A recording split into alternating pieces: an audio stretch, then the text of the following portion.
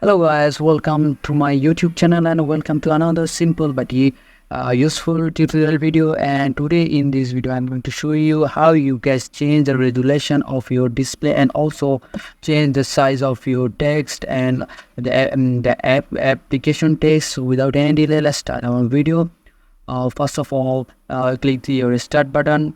Just click here and you can see the gear icon, that is setting option. Just click that option.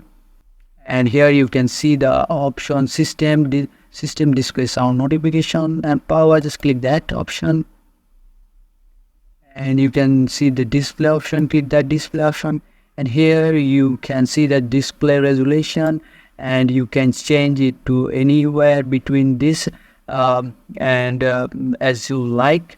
You can go for the higher resolution or the lower resolution, and in this way you can change the resolution of your display. And here you can change the size of text, apps and other items. The recommended option is 100%. You can also increase this by 125. Just click here and your all the text, as you can see all the text and the notification option are bigger, but I prefer 100. So in this way you can change your display resolution and also change the size of text.